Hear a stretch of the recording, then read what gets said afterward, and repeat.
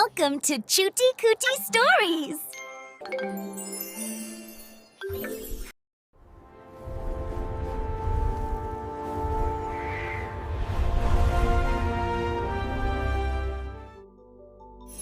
அமைதியான பாலைவனத்தின் விளிம்பில் சூரியனின் கீழ் தங்கத்தால் ஒளிரும் குன்றுகளில் சோலாரா என்ற இளம் பீனிக்ஸ் பறவை வசித்து வந்தது. விடியற்காலையில் அதன் இறகுகள் நெருப்பைப் போல மின்னின. அதன் கண்கள் 1000 சூரியன்களின் அரவணைப்பை சுமந்தன.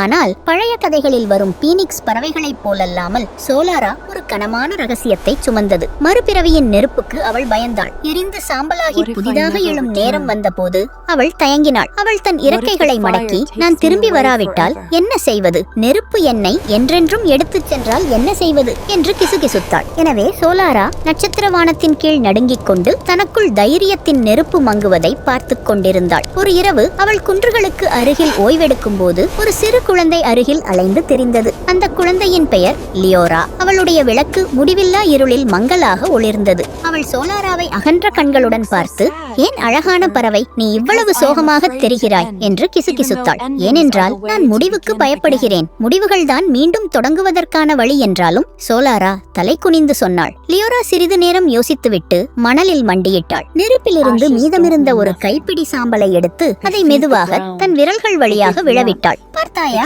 சாம்பல் ஒன்றுமில்லை. அவை பூமிக்கு உணவளிக்கின்றன, அரவணைப்பை தருகின்றன, கதைகளை சுமக்கின்றன.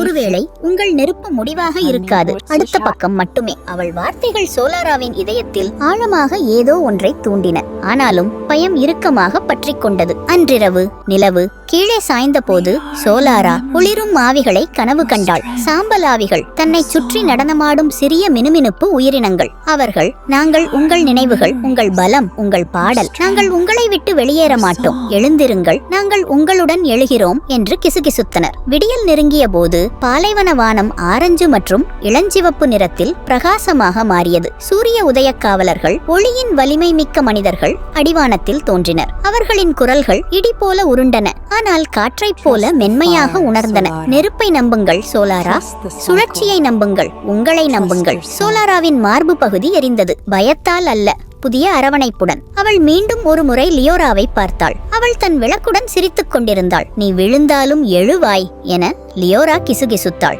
ஆழ்ந்த மூச்சுடன் சோலாரா தன் இறக்கைகளை அகலமாக விரித்தாள். அவளைச் சுற்றிலும் புத்திசாலித்தனமாகவும் உக்கிரமாகவும் தீப்பிழம்புகள் சூழ்ந்திருந்தன. தங்க நெருப்பின் வெடிப்பில் அவள் சாம்பலாக கரைந்தாள். ஒரு கணம் அமைதி.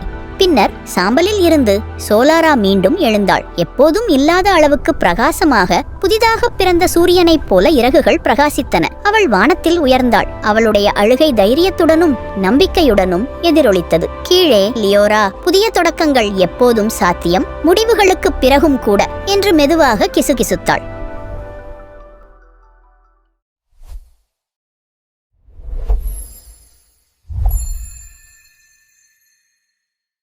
Good night, dreamers. See you in our next story.